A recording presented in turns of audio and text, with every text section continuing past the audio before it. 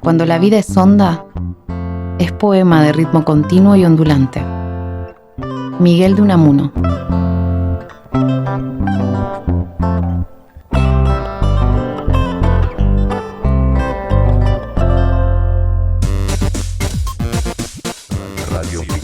Radioficción por las noches. ¿Saben lo que es la laine courtisée? Disculpen. La laine courtisée es araña, arañita tejedora. ¿En qué? En idioma? mapuche. Mapuche. Ajá. Sí.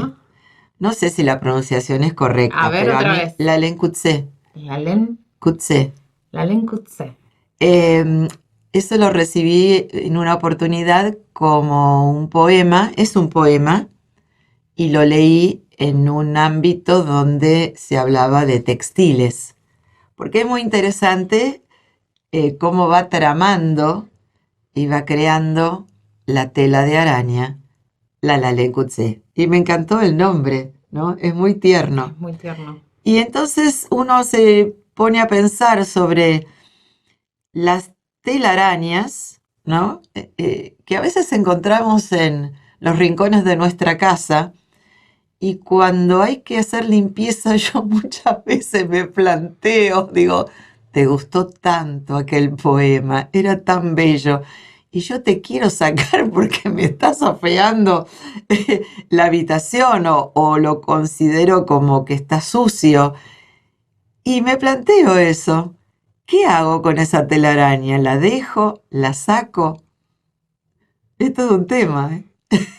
Si hay telarañas, hay arañas y se necesita fumigar. O sea, ya te lo digo. Me mata toda la laine courtisée. O sea, amo tu araña, me encanta, es súper tierno, pero hay que fumigar. No, pero llevado a otras cuestiones da a pensar, ¿no? Cuando caminamos por un sendero en un jardín y vemos alguna que otra hormiga, instintivamente tendemos a matarla o a pisarla. Uh-huh. Y a veces esa diferencia de dimensión, de tamaño, hace que no lo hagamos. No sé por qué decimos lástima, decimos injusticia no. Decimos no corresponde. No corresponde. No tiene sentido, ¿por qué? ¿No? Porque si viven en un jardín está bien, ese es su lugar. Si yo encuentro una araña dentro de mi casa, por más respeto que le tengan las arañas, la voy a matar.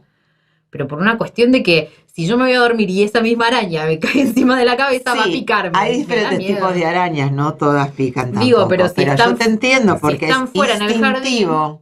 Lo instintivo es lo elimino porque ahí tiene que estar limpio.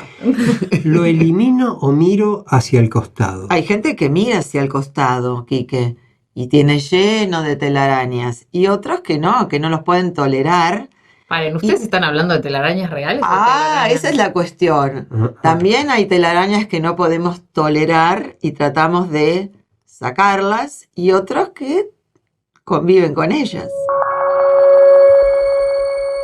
La mujer se vio en el espejo. Solo vestía ropa interior. Su busto era insignificante, de nena, pero sin la tersura de la niñez. Su vientre lucía abultado.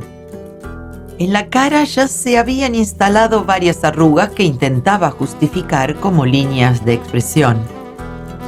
Se dio vuelta. Se centró en sus glúteos, tal vez por efecto de la gravedad o de la erosión del tiempo. Se desbarrancaban. Escapó horrorizada de su aspecto. Ese día, ninguna excusa podía aliviarle la pena que le masticaba las entrañas y el seso. Conocía a la perfección los efectos de las hormonas y sus ciclos. Tal vez mañana o pasado se miraría, y el mundo, desde otro ángulo, menos contaminado por las secreciones que mes a mes estrujan el endometrio de las mujeres para hacerlas llorar sangre. Pasaría, pero en ese momento se encontraba atrapada en el imperio de la misteriosa química del cuerpo, en la certeza del inexorable destino de obsolescencia. Decidió acostarse un rato. Recordó la imagen que le devolvió el espejo y sintió escalofríos. Pensó en su cumpleaños. Se acercaban los 50. Quiso consolarse con las palabras que leyó en el libro de Gioconda Belli. Las mujeres nos sentimos culpables por envejecer, como si pasada la juventud de la belleza, apenas nos quedara que ofrecer. Eso sentía, culpa y vergüenza por haber capitulado ante la porfía de los años. Le dolía la cabeza, necesitaba dormir. Estiró los brazos a los costados del cuerpo e imaginó, para relajarse, aros de colores que la envolvían. Inspiraba profundo y expiraba. Quería concentrarse en la respiración para adormecerse. Pero nada. Volvía a verse desnuda y vieja. En tanto, un desfile de pechos turgentes y voluminosos se reía de sus tetitas mínimas y estiradas. Aro rojo que envuelve los pies. Sube. Ahora es verde. Rodillas, muslos, amarillo. Cadera. Aparecían unos culos manzana, como hace años ostentó ella, ofreciéndose para cometer otra vez el pecado original, burlándose de su flacidez. Aros de colores, aros de arrugas, papada, canas. Decidió levantarse. Mientras caminaba por el pasillo que conducía hacia su estudio, sintió cierto alivio al corroborar que las cosas permanecían en el lugar correcto. Precisaba un orden estricto en el afuera, tal vez para tapar el desorden de sus ideas. No era una obsesión adquirida con la madurez, siempre había sido de ese modo. Por eso, si bien tuvo incontables relaciones apasionadas, nunca accedió a compartir su casa. En ese momento, sostenía encuentros esporádicos con un amor de juventud que ahora se limitaba a cariño y refugio sin compromisos. Él la adulaba, pero sentía que los halagos de ese hombre, que había envejecido más que ella, eran insuficientes. Si no hubiera tenido dolor de cabeza, tal vez podría haber salido en bicicleta, descargar su angustia sobre el asfalto, pero le faltaban fuerzas para hacerlo. Se sentía mal. Además, debía entregar un trabajo en 2 días. Preparó unos mates. No lo soportaba amargo, así que le puso edulcorante. Tomó 2 y abandonó. ¿Cómo podía aguantar ese gusto cuando era adolescente? A cambio, se hizo té, que sí podía beber sin azúcar. Sentada frente a la computadora, seguía dando vuelta por los archivos sin poder organizar nada.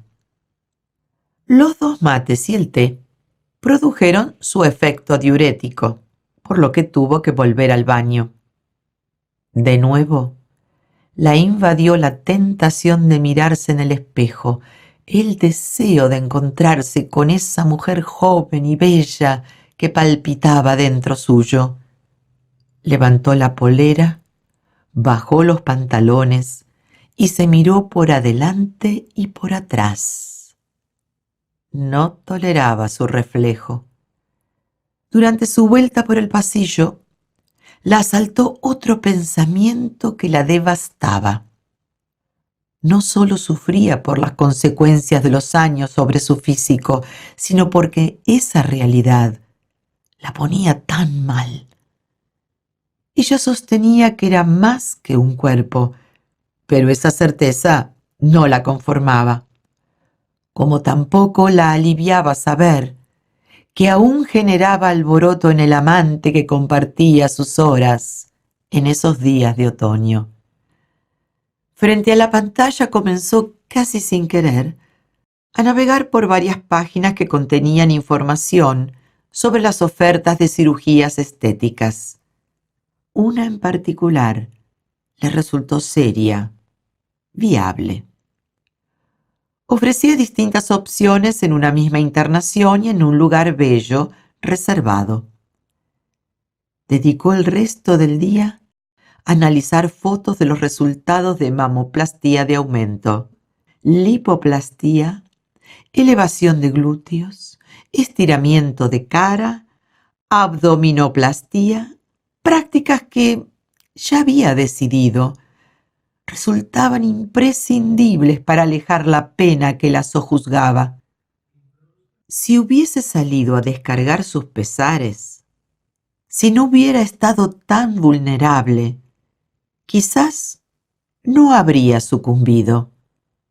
Pero la tentación de la publicidad la llevó a imaginar lo bien que se sentiría con esas transformaciones. Estas disquisiciones le consumieron la jornada. No le alcanzó el tiempo para cumplir con su trabajo. A una semana del apogeo de su crisis, ya sin efecto de las hormonas en la sangre, continuaba convencida que le urgía un retoque en su apariencia. Con esta motivación, visitó la oficina que tenía la clínica que había conocido por internet y ubicada en la provincia. La revisó un médico especialista que le sacó numerosas fotos. Con un simulador digital le mostró cómo quedarían los resultados. Ella renació. Se enamoró de su propia imagen en la pantalla. El médico imprimió el presupuesto para la restauración y le propuso que se tomara un tiempo para analizar los riesgos, las ventajas y la factibilidad de internarse 10 días para volver renovada. Los números representaban un poco más que los ahorros que tenía. Podía pedirle ayuda a la hermana, sin decirle para qué. Quería dar la sorpresa de su nueva apariencia. Así fue. Acomodó los horarios del trabajo, en eso tenía bastante libertad. Además, podría continuar con sus obligaciones desde la clínica.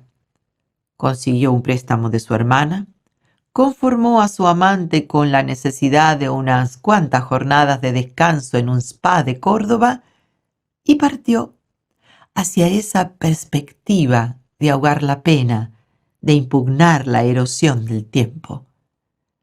No fue sencillo sobrellevar los dolores de las operaciones, la soledad del cuarto en el que se recuperó de las laceraciones infligidas, en el que aprendió a modificar su postura para sostener nuevos bultos. Tuvo que pedir refuerzos. Su internación duró más de lo previsto. El amigo amante no preguntó mucho y giró el dinero que faltaba.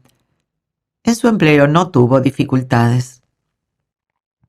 A los 15 días, algo recuperada, cargó su equipaje y regresó. Casi no sentía náuseas. Había asimilado los dolores y sus dimensiones. Durante el viaje, imaginó entrar a los lugares habituales y deslumbrar con su flamante apariencia.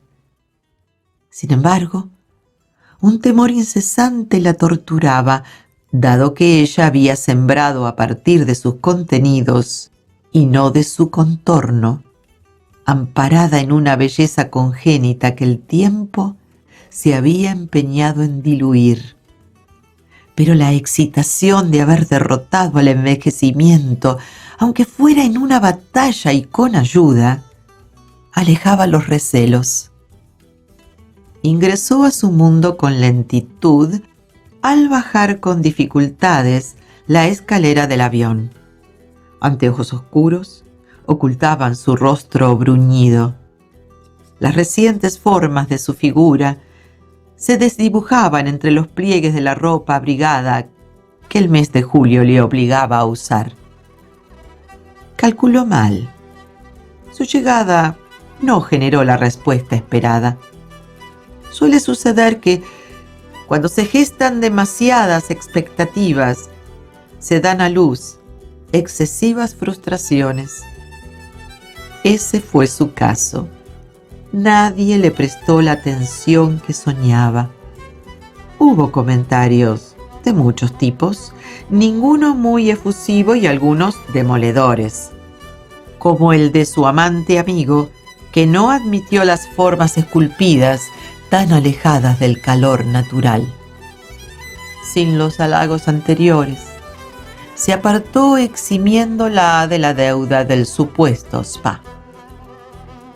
En la soledad de su departamento impecable, la mujer se miró en el espejo.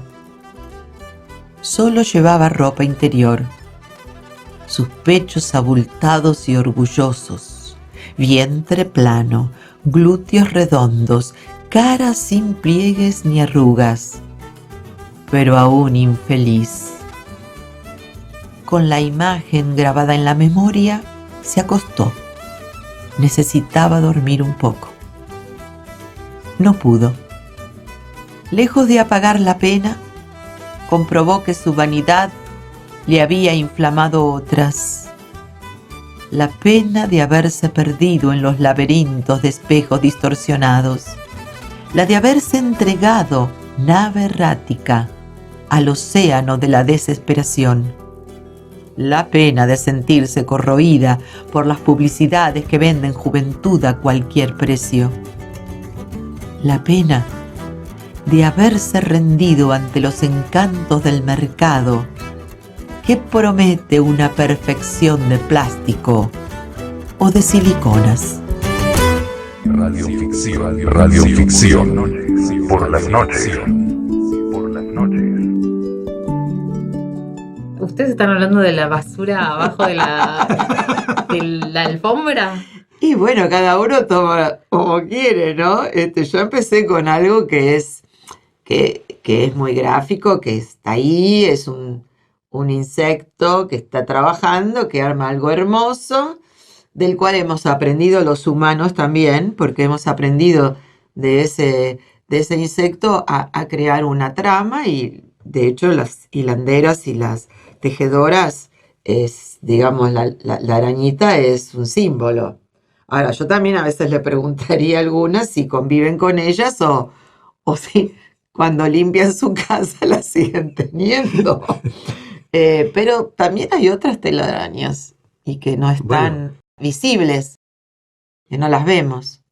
Y hasta que no las veamos no las vamos a querer limpiar. Por eso digo, pero... Cuando las veamos, tal vez decimos, ¿y la limpio o no la limpio? Sí o no, por eso digo, cada uno Ustedes tiene... saben que me recuerdan un hecho muy interesante, hablando de telas de araña y todo esto. En un lugar del jardín había una vez... Qué lindo un cuento. Había una vez una planta que estaba ubicada entre la pared divisoria y no recuerdo el nombre, una planta de flores rojas muy hermosas como campanas. Había armado una telaraña gigantesca. Y un día me puse a observar y aparece esta araña trabajando. Era hermosa, de muchos colores. Incluso también recuerdo que las arañas de muchos colores son las más peligrosas. Sí. Y aún así me pareció, sí, la palabra es injusto. Me pareció injusto ir con una escoba o con algo y destruírselo y matarla. Así que yo tenía que trabajar en esa zona, tenía que reparar una cuestión de cañerías y demás. Y recuerdo que iba, cada 2 o 3 días iba a ver qué había pasado con esta señora o señorita. Hasta que un día desapareció. Bueno, cuando ocurrió esto, bueno, limpié todo.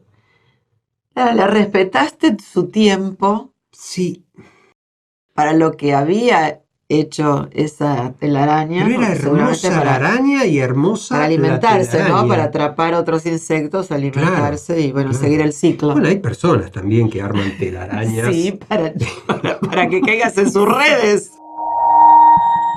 Para Rocky. Actuar como sus ojos, aquella era mi labor. Mirarlo todo por ella. Recorrer cada día el parque guiándola. Evitar que los pies se enredaran en las rosas o se estrellaran contra el tronco del ombú. Alrededor de la piscina debía dar vueltas con especial cuidado. Era muy grande, un azul profundo como una mancha en el verde del pasto. Al lado de la piscina estaba el peumo que daba la sombra en los días de verano y allí me instalaban, sentado a su lado, amarrado a una rama del árbol para no molestar, porque soy molestoso. Me gusta saltar y jugar y pasar la lengua por todas las superficies. Y también me agrada la gente, pero no siempre me permiten verla. Mi hermano, el tonto, se sienta bajo el peumo a mi lado y no molesta a nadie. Cuando llegan las visitas, agachamos la cabeza para que nos permitan quedarnos. La dueña hace como si no existiéramos. Nos ignora. Y cuando aparece la bella, entonces sí soy feliz. El tonto ni la mira.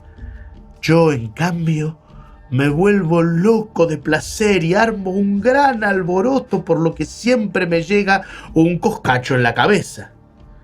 Ella, preciosa como es, ilumina el parque con su cuerpo fino, delgado y gracioso, ocultando la mitad de su silueta con ese pelo color maíz. Tan largo lo tiene. La bella me hace cariño. Se inclina y pasa su mano juguetonamente detrás de mis orejas. Ella todo lo hace con delicadeza, incluso tocarme. Solo con mirar este parque, sus árboles centenarios, sus estatuas blancas, su piscina gigante, sus senderos perfectamente dibujados, la enorme casa al centro y las muchas hectáreas de frutales detrás, se entiende de inmediato que la dueña es millonaria.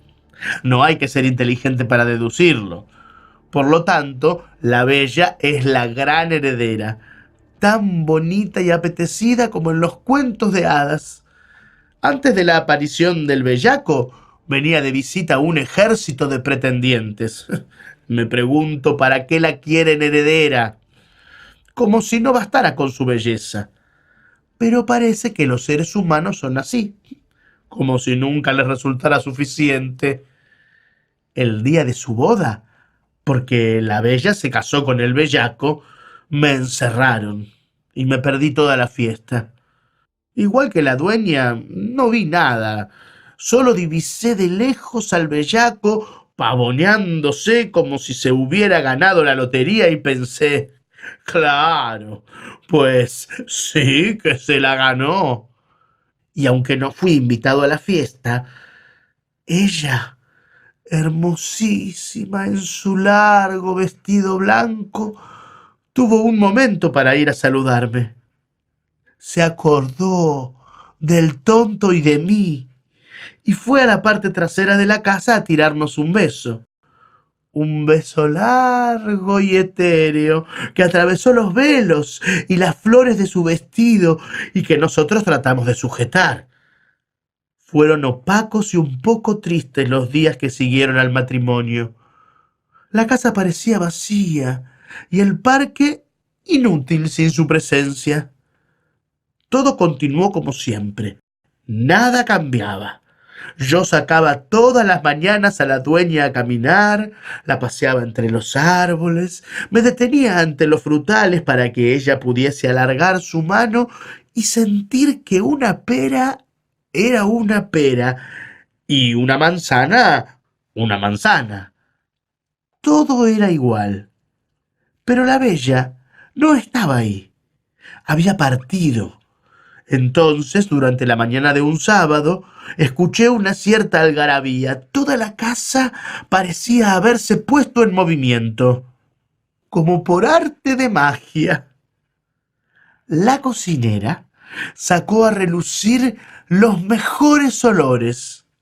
El jardinero metió mucha bulla con la cortadora de pasto. La dueña estaba tan ocupada que olvidó pasear. Comprendí que la bella venía, su primera visita como mujer casada. Nos amarraron al peumo en el mismo momento en que se escuchó desde lejos el sonido del portón automático abriéndose, con su leve crujido de siempre, quejándose. El tonto y yo, al lado de la piscina, esperando que algo pasara. Todos se dirigieron a almorzar bajo el ombú, y la bella fue de inmediato a saludarnos. Se balanceó alegremente con su gracia acostumbrada. Su pelo era aún el maíz de los potreros y su cuerpo una espiga. No parecía haberla arruinado el matrimonio. Soltó una cascada de sonrisas y palabras en nuestras cabezas. En la vida del parque existía la costumbre de que, después de esos grandes almuerzos, todos los invitados, presididos por la dueña, desaparecieran a sus aposentos a dormir la siesta. Lo sé bien porque cuando estaban de novios, la bella y el bellaco aprovechaban esos largos ratos para hacerse arrumacos al lado del agua azul de la piscina.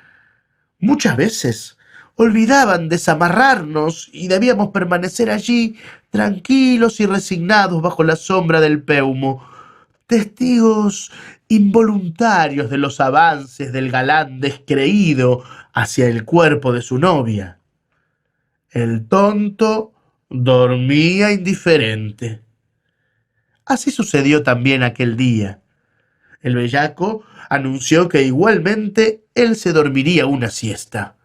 Partió, ostentando unos bostezos muy poco refinados.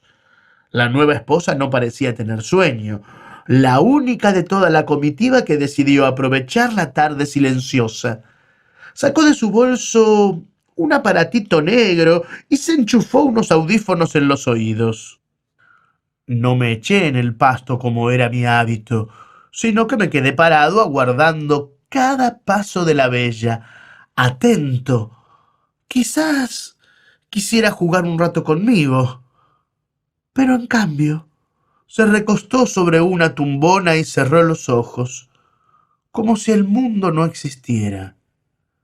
Y los oídos, siempre tapados por esos aparatitos de sordera que llevan al otro tan lejos. El tiempo transcurrió lento, como solo sucede en los lugares de soledad, porque el parque parecía inmensamente solo. Daba la impresión de que el sueño hubiese adormecido a cada uno de sus habitantes, incluyendo a mi hermano, que se pasaba la mitad de la vida roncando. Fue entonces que escuché unos pasos. Me puse de inmediato en alerta. Era el bellaco. Avanzaba casi oculto tras los árboles, como escondiéndose. No me gustó su forma de caminar. Había algo ladino en él, algo torcido. Se había puesto el traje de baño y acarreaba en su mano derecha una botella de vidrio transparente que contenía un líquido castaño. En la izquierda, un vaso grande. Inquieto, me puse a ladrar. Él se acercó a la tumbona por detrás, situó cuidadosamente la botella y el vaso en el pasto y ubicó sus manos en el cuello de su esposa. No sé si lo apretaba o lo acariciaba. Ella no escuchaba nada con los audífonos puestos y no se dejó advertir por mis ladridos. Habrá pensado que era un juego. Entonces, El bellaco tomó su hermosa cara, le abrió la boca a la fuerza y comenzó a derramar el líquido castaño por su garganta. Ella reía al principio y le decía que no, que la dejara tranquila, hasta que dejó de reír. Fue la expresión de sus ojos la que cambió. Se oscurecieron, los audífonos volaron en el forcejeo y recién entonces escuchó mis ladridos. Distinguió en ellos una cualidad nueva, pero ya era tarde. El bellaco la sujetó bien por la espalda, volvió a abrir su boca a la fuerza y continuó vertiendo sobre ella el contenido de la botella. Estaban al borde de la inmensa piscina. Apretó el cuerpo de su esposa al suyo y con un solo movimiento, corto, preciso y enérgico, la arrojó al agua tirándose él con ella. Una vez adentro, la empujó sin piedad hacia la parte más honda. Ella casi no reaccionaba. Estaría muy atontada o sencillamente no quería creer en la veracidad de lo que ocurría. Se esforzaba débilmente por sacar la cabeza para respirar. Mis ladridos llegaban al cielo en su ferocidad y ningún ser humano los escuchaba. Una vez inerte, ese cuerpo tan bello, el hombre salió del agua. Se secó en un instante y corrió parque adentro hacia la casa. Entrando a su habitación por la puerta lateral, que yo también conocía. Lo imaginé poniéndose la ropa y tendiéndose en la cama, listo para aparentar el gran sueño. Y yo, amarrado al árbol, sin poder hacer nada para salvarla. Se apoderó de mí tal fuerza, una fuerza desconocida hasta entonces, que corté la correa que me sujetaba y con rama y todo me liberé del árbol que me tenía prisionero. Corrí al agua. El tonto se quedó mirando muy desconcertado, pero no fue capaz de seguirme. Nunca había nadado. La piscina estaba prohibida para mí, pero cada miembro de mi cuerpo respondió al desafío y muy luego llegué hasta la silueta que flotaba en el medio de la piscina. La tomé de la ropa, traté de sujetarla con mi hocico.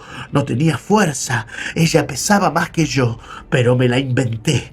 Traté con mis patas delanteras de tomarla, pero al hacerlo solo conseguía hundirla. La torpeza de mis miembros. Entre cada bocanada de agua ladraba, seguía ladrando. Al fin salió gente de la casa, advertida por mis ladridos y los de mi hermano, que a esas alturas había entendido el peligro. La cocinera, la primera en reaccionar, llamó a gritos al bellaco cuando vio de lejos la escena. Todas las puertas empezaron a abrirse hacia el parque, menos la de él. Dormía tan profundamente, como dijo más tarde. Sacaron a la bella del agua, un cuerpo lánguido y oscurecido. Ya no había nada que hacer. ¡El perro!, gritó el bellaco. ¡Ese perro maldito la ahogó! La única huella de sangre sobre el cuerpo la habían dejado mis uñas.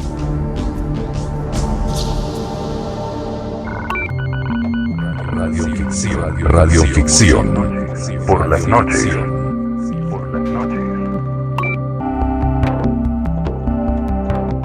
Hay que tener cierta sensibilidad para reconocer que, primero, reconocer a un insecto como un otro, ¿no? Muchas personas no nos reconocemos entre nosotros. Imagínate si vamos a reconocer a un insecto que es más chiquito que nosotros. Pero rescato esto de que vos viste la vulnerabilidad tal vez del bicho. Del bicho, del bicho ese, de Si colores. ustedes- Seguramente era venenoso. De la araña. Alejate, Que ya nombre, araña. Si ustedes vieran estas caras, Me imagino también que reconocer la propia vulnerabilidad es poder reconocer la vulnerabilidad de otros seres, ¿no? Y de animales y de insectos. Y valorar, y también esto, o sea, cuánta conexión para poder reconocer que la tipa había tejido algo hermoso, que le había llevado su tiempo, que para ser pequeñita, bueno, igual son muy habilidosas, pero respetar eso que creó y que tenía una razón de ser, darle su tiempo, y bueno, cuando desapareció, se fue o no la viste, dijiste, bueno, Sí, acá no, hay que laburar. había desaparecido. Ahora, qué curioso, ¿no? Siempre miramos como que estamos en la parte más elevada y miramos hacia abajo, ¿no? En realidad, nosotros somos como una arañita, ¿no? Por eso te digo, somos Tal súper cual. vulnerables. Claro. Reconocer la supuesto. vulnerabilidad Por de supuesto. un insecto es también reconocernos que somos vulnerables en nuestra vida. Absolutamente. Requiere equilibrio y que somos vulnerables, obvio. Mirá esta pielcita. ¿Requiere sentido común? Sí, esa cosa que vos entra una abeja en una habitación. Ay, si me pica, si me clava el aguijón, si esto, y estamos ahí, es una cosa chiquitita, diminuta, frente a nosotros, inmensos, ella como nos verá a nosotros. Y buscamos, a lo mejor intentamos matarla, pero después vamos y compramos miel, porque la miel es elaborada por las abejitas y es tan nutritiva y es tan buena y nos hace tanto bien. Y yo digo, esa cosa que tiene el humano, digamos, ¿no? De explotar todo lo que como es, ser ¿no? viviente, decir, la abejita está bien cuando te podés comprarle el producto, ¿no? De lo que hace y que sabemos que es beneficioso, pero si entra a tu casa, si vos no la tocas no te va a pasar nada. Yo no sé si alguna vez han sido picados por una abeja. A Yo mí me han picado. sí. Es una sensación muy dolorosa, Sí, ¿no? a mí me pasó. Sí, se te hincha todo. Bueno, pero había como una actitud temerosa, esto que vos estás diciendo. Claro. Ahora yo paso por al lado donde hay abejas, Y no pasa avispas, nada. estos abejorros negros gigantes, y yo nunca me han picado, o sea, No. Es si vos es la actitud, pensás que ¿no? te va a picar y empezás a los manotazos y que... Y No, decís, pero hablo del reconocimiento, claro, es que ¿no? tenemos que reconocer.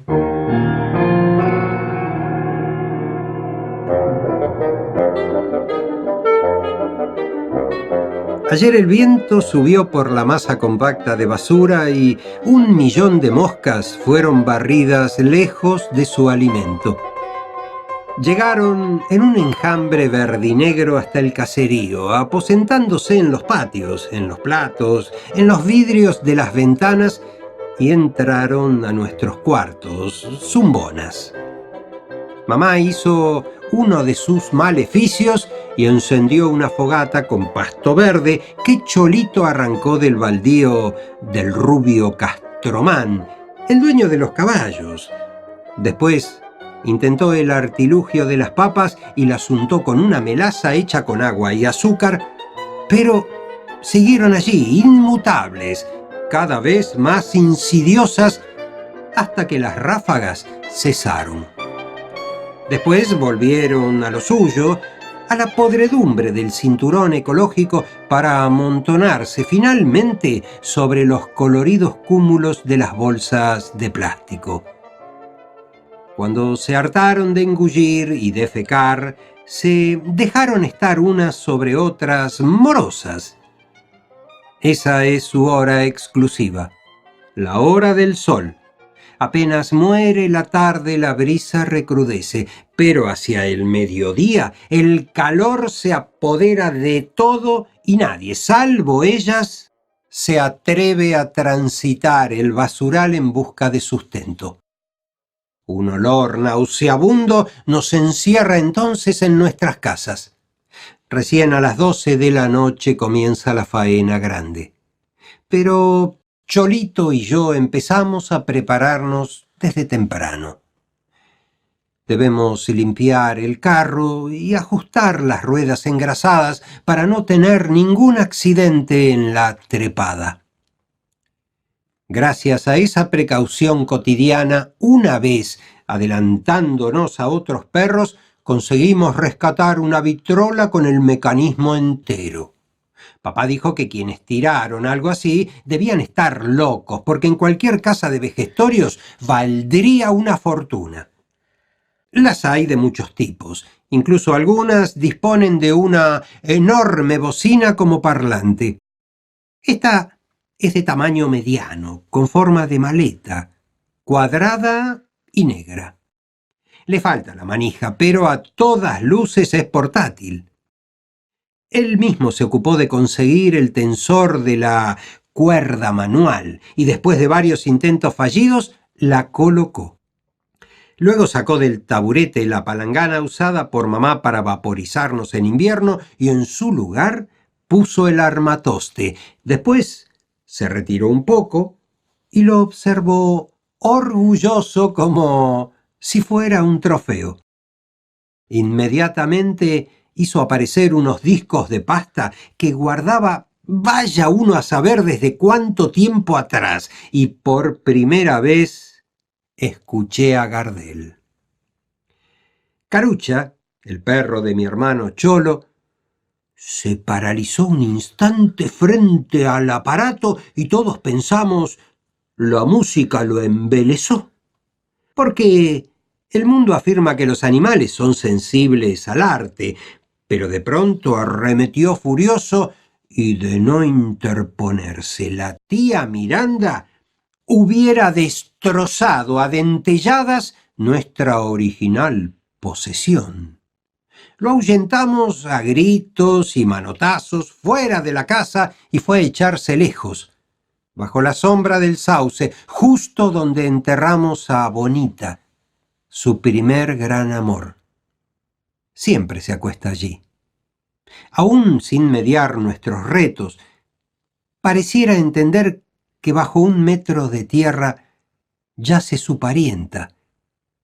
Apoya el hocico contra el suelo, lanza gemidos cortitos y refriega sus ojos con las patas. Es Moquillo. Afirma Cholo. Yo opino, él sabe y llora.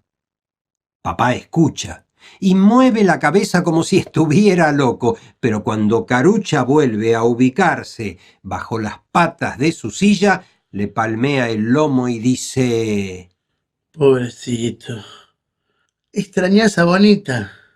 La tía Miranda saca un pañuelo y simula sonarse la nariz para esconder la risa que le causan nuestras incongruencias. Ella suele visitarnos asiduamente para escapar de su marido, mi tío Ramón, único hermano de papá. Por suerte acostumbra a emborracharse sus días libres y al cabo de la segunda botella se torna peligroso, pone cara de matón y repite siempre la misma frase: si hay alguien con huevos que me lo haga saber, yo se los corto. Y clava con saña su cuchilla sobre la mesa mientras papá lo mira con tristeza. Che, Ramón, déjate de joder, aquí está tu familia. Entonces el borrachín nos mira oscurecido mientras asevera no tener a nadie más en el mundo y promete jugarse la vida por cualquiera de nosotros si fuera necesario. Le creo, porque para pelear cualquier excusa le viene bien. Más adelante merecerá la cárcel por su intemperancia. Todavía no lo sabe. Yo sí. Sucede desde mis 5 años, pero no tengo explicación para esas alucinaciones, mas cuando Ramón hace ese tipo de comentarios, un cierzo helado asalta mi corazón. Cierro los ojos, veo rejas y escucho puertas de hierro golpearse entre sí, gemidos, llantos. Él, después, ya cansado de repetir lo mismo, dormita sobre la mesa transfigurado el rostro, ahogándose a cada ronquido. No debe existir en el mundo nada más triste, salvo esa llovizna terrosa que suele caernos de vez en cuando y mutila toda esperanza. Miranda, sin embargo, como si nada de esto la abrumara, aprovecha y desempolva del álbum de discos uno de Antonio Tormo, su cantante preferido, y canturrea con él mis harapos, hasta que mi padre, también picado por el alcohol, detiene bruscamente la vitrola, coloca nuevamente a su Gardel y nos declama: «En este país no hay otro igual». Y agrega, mientras aferra la cintura de mamá: «Ni tampoco en el mundo». Un día le conté al Gris aquella insólita experiencia gardeliana. «¿No notaste nada extraño en su pronunciación?», preguntó. Inmediatamente recordé mi confusión al respecto. Lo supuse extranjero. Esa noche papá enfureció. Comenzó a increparme duramente y arrancó de mi boca un juramento sincero. Jamás repetiré semejante blasfemia. Gardel es argentino a pesar de esos franceses y uruguayos engreídos que insisten en apropiarse de él. Gritó a los cuatro vientos y siguió apretándose contra mi madre al compás de aquellos tangos. Recuerdo esa escena como una de las más sensibles de mi infancia, una foto en sepia de infinita nostalgia. Más adelante, la realidad y sus inapelables consecuencias teñirán esa memoria. Nada es como uno desea, ni las relaciones familiares tan claras como el supuesto afecto que las empuja entre sí. La única cosa fidedigna entre nosotros es la necesidad. Por lejos, nuestra más valiosa certeza. Esa es la cuestión. Dijo el Gris en referencia a Gardel aquella vez. Todos creen tener razón por ese extraño defecto, cuando en lugar de pronunciar la N dice R. Pero es un resultado de aquellas grabaciones rudimentarias. La voz hacía vibrar una membrana y ésta incidía sobre una púa en una rosca sin fin para grabar una matriz de pasta. Los cantantes debían meter la cabeza en una bocina cuya función era conducir esa emisión y el resto de la música por un caño hasta la púa. Eran necesarias consonantes fuertes, pues las más débiles no llegaban a dejar su huella perfecta en el disco. Por eso lo de targo en vez de tango. ¿Erterdiste? Y yo le dije la verdad, que había entendido más o menos, pero el Gris insistió en ponerme al tanto, porque Gardel es un mito, como muchos otros en la historia argentina, a quienes debemos reverenciar. Le pregunté si todos merecían idéntico respeto. De mártires políticos y próceres oxidados, la Argentina rebosaba.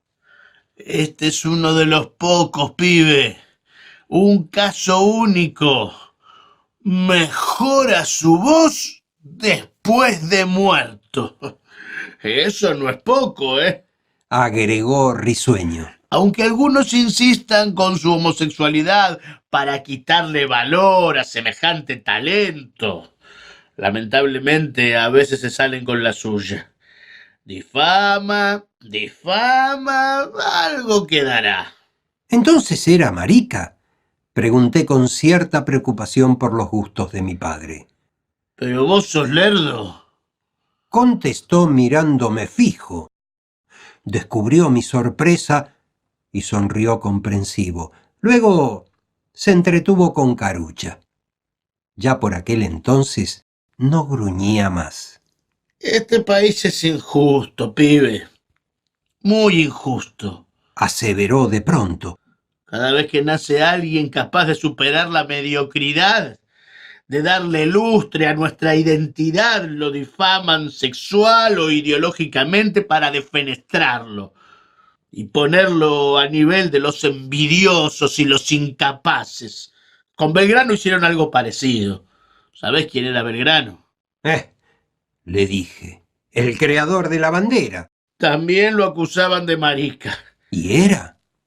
Hubo tanta tristeza en su mirada que sentí un fantasma eléctrico recorrerme las venas. Bajé los ojos. Recién empezaba a conocer a ese extraño ser. ¿Cómo podría entender tan rápido sus códigos, sus guiños? Con el tiempo aprendí. Y también entendí. ¿Escuchaste hablar de Piazzolla? Insistió. En mi vida, don. ¿Ves? Ese tipo transformó el oído de esta ciudad con una estructura musical incomparable, exquisita. Por eso, en cualquier lugar del mundo donde suene su música, nos transportará inmediatamente a Buenos Aires. ¿Pero sabés cuál fue la opinión de los críticos de entonces? Que no era tango. Fue su mejor ocurrencia. Desorejados. Con ese debate infantil retrasaron su inserción popular demasiado tiempo. Partió a su exilio cansado de tocar para unos pocos. Y cuando mimado por las alfombras rojas de París, Europa y cuanto continente pisó volvió a tocar aquí, presentó un concierto inolvidable en el Estadio de Obras Sanitarias, donde lo esperaban 5.000 personas de pie, emocionados de ver a un compatriota triunfador. Entonces, Piazzolla dijo: si para tener esta convocatoria había que irse del país, me hubiera ido antes. Pobre tipo. No, chiquito. Pobre de nosotros. Después la lluvia nos golpeó, aunque la luna pugnara por salir, y yo deseara que aquella conversación no terminara nunca. Una lluvia térrea, parienta del río, terminó con la charla y se derramó sobre nosotros, en tanto el gris abría su segunda botella. Con el tiempo comprendí lo efímero de los buenos momentos. No lo sabía entonces. Suponía que solo con desearlo fuertemente, lo amable y lo bello perdurarían, pero eso es privativo del destino. Pertenece a su antojo. Nada podré hacer ante sus líneas dispuestas para mí como el guión de un actor de teatro, escrito en letra regular y tinta negra, con un insensible punto al final. Permanecí bajo la lluvia, pensando que no tenía remedio correr. Me mojaría tanto en el trayecto como dentro de casa. El gris tampoco se movió. Parecía disfrutar haciendo malabarismos para mantener su pipa encendida. Nombró poetas, músicos y escritores en medio de esa nada de fango putrefacto. Recitó párrafos enteros de Antígona. Desenterró la voz astuta y sabia de Descartes. Invocó a Platón y a todos los fantasmas lúcidos de la literatura en su delirio alcohólico. Hizo la magia necesaria para engatusarme con su fábula y en lugar de salvarme, me condenó a pensar, a ver el mundo tal cual podría ser, como nunca sería para nosotros.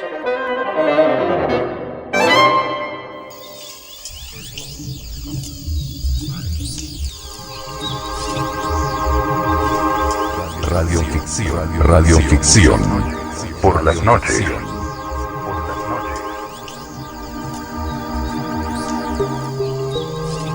Si entra algo venenoso, que sabes que es una víbora, bueno, voy a tratar de, no sé, que me auxilien, sacarla de mi ámbito, porque tengo miedo de que me pique, pero seguramente yo estoy invadiendo el espacio que tenía. Seguro, incluso... ¿Qué hace una víbora en tu casa? Le pasó a mi hija que, claro, se crea un barrio en un lugar que que era salvaje, digamos, Claro. Agreste. agreste. Se crea un barrio ahí, con su cemento, con sus jardines, pero también con mucho cemento. Y el primer ser no humano que encuentran mientras estaban haciendo la casa, había una víbora. Debía ser una inofensiva, ¿cómo se llaman? Una culebra. Una culebrita Sí. o algo así. Pero el hecho es, ¡oh! Una culebra en la cocina. Ahora, la culebra vivía en ese lugar. Los que invadieron fueron los otros. Vos pusiste una cocina ahí, no entiendo. Claro. Entiendo. Claro. A La ver, culebra. ahora capaz que ya no aparecen porque se van acomodando en los alrededores. Pero en un inicio. No, la Un culebra inicio- fue a su casa y se encontró con la Fue a su cocina de tu espacio, hija. por ahí, no sé cómo se direccionan ellos, pero se encuentran. A ver, ¿quién vino a vivir a ese terreno o a esos terrenos que eran agrestes? El humano vino. Y si hablamos de lagartijas, Uf. ¡qué maravilla! Pero son hermosas las lagartijas. Pero No sé claro. por qué la gente les tiene. A mí No, me encantan. no, Hay sí, gente que les sí, tiene. Es cierto. A mí me encantan. No te hacen nada. Están en su lugar. Que vivan, que disfruten de la vida. Ahora, Como puedan. volviendo a lo de Las otras telarañas. las otras telarañas me dejaron Eh. pensando. Como que la telaraña la teje algo chiquitito, Y se puede hacer una arañita enorme. en una esquina, Sí. ¿no? Un día vos llegas y decís, oh, mirá, allá arriba una araña, bueno, hay que limpiar. Y nuestras arañas, nuestras telarañas, ¿quién las teje? Uno mismo. Sí, uno mismo, pero una parte chiquitita nuestra. Una parte nuestra. Y en alguna seguramente. parte, como que una parte nuestra que se va a una esquina y se pone a tejer. Claro, la esquina la necesita porque necesita el sostén de su trama, como necesitas el telar. Por eso nunca van a ver que en la mitad de una pared no va a aparecer una tela de araña. Necesitan el rincón para tener los sostenes como un marco. Están en los marcos de las puertas, de las ventanas, porque necesitan como el telar un sostén. Ojo, que estamos hablando de telarañas Sí, y no pero- estamos hablando de redes. No. Las redes son otra cosa. No, estamos hablando de telarañas, que es una red, porque de hecho la palabra web, es de cobweb, Claro. que es la telaraña. Claro.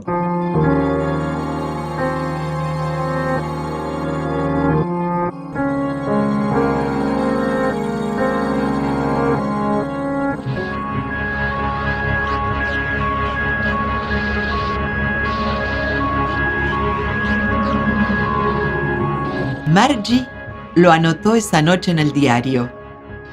En la página del 17 de mayo de 2157 escribió: ¡Hoy Tommy ha encontrado un libro de verdad! Era un libro muy viejo.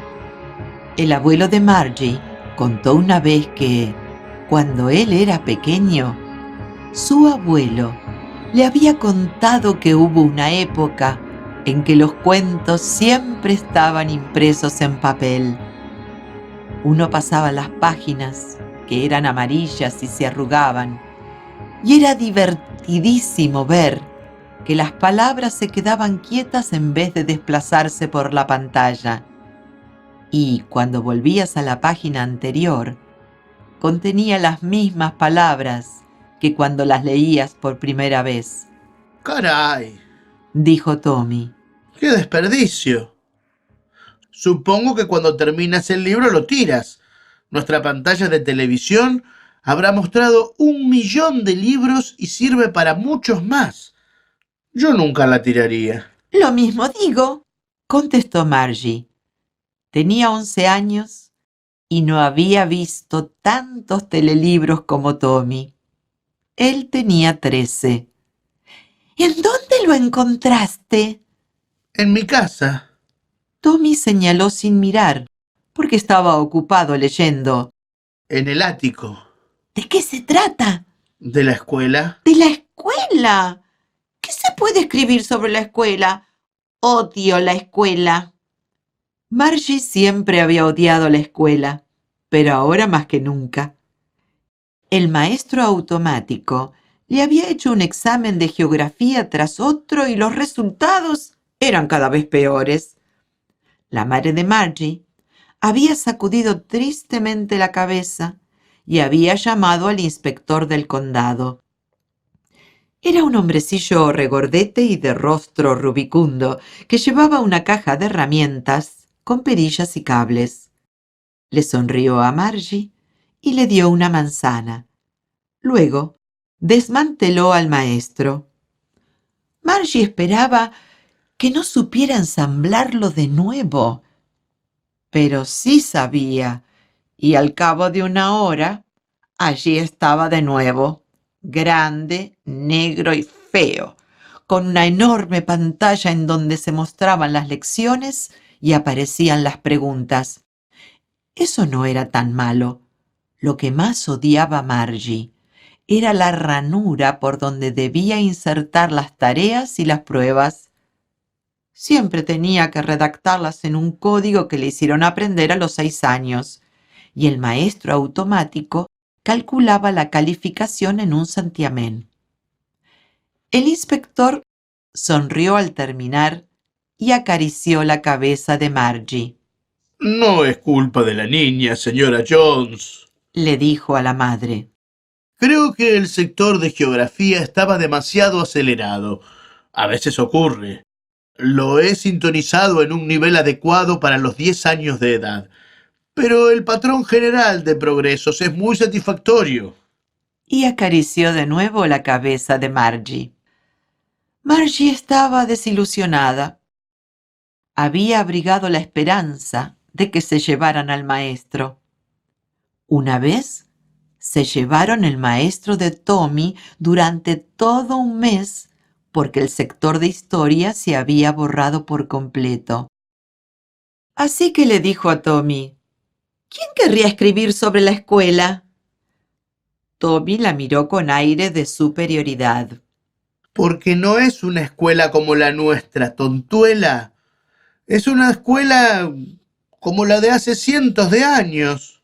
Y añadió altivo, pronunciando la palabra muy lentamente.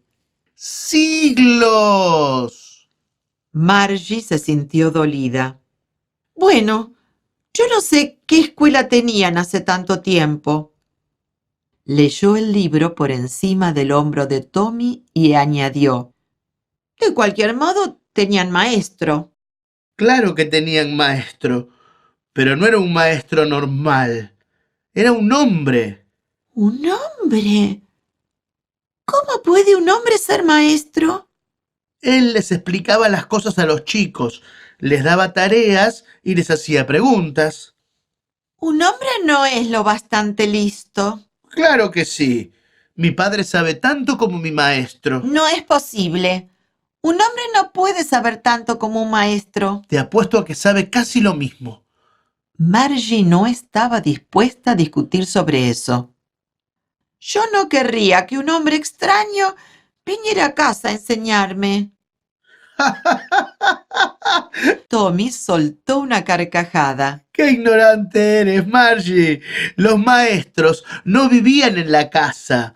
Tenían un edificio especial y todos los chicos iban allí. ¿Y todos aprendían lo mismo? Claro, siempre que tuvieran la misma edad. Pero mi madre dice que a un maestro hay que sintonizarlo para adaptarlo a la edad de cada niño al que enseña y que cada chico debe recibir una enseñanza distinta. Pues antes no era así. Si no te gusta, no tienes por qué leer el libro. No he dicho que no me gustara, se apresuró a decir Margie. Quería leer todo eso de las extrañas escuelas. Aún no habían terminado cuando la madre de Margie llamó. ¡Margie! ¡Escuela!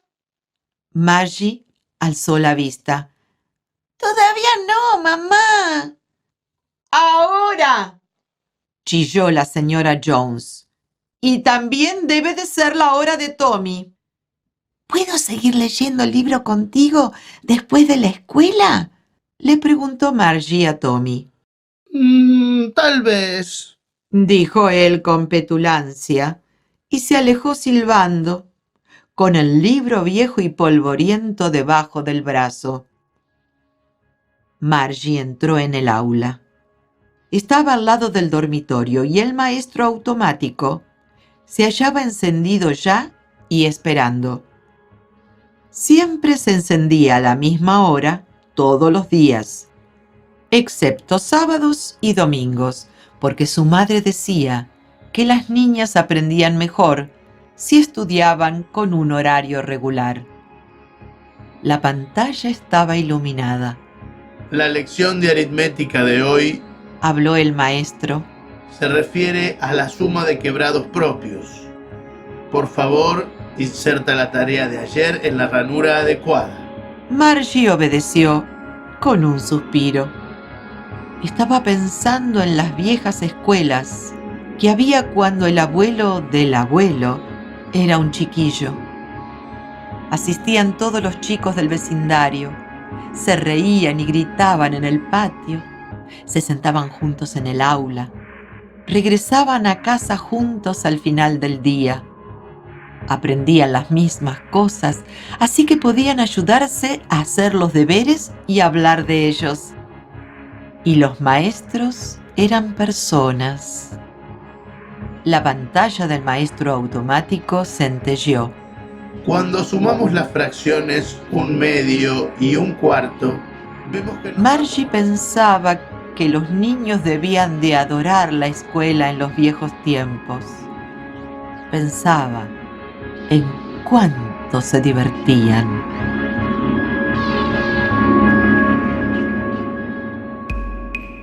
Radioficción. Radioficción. Por las noches.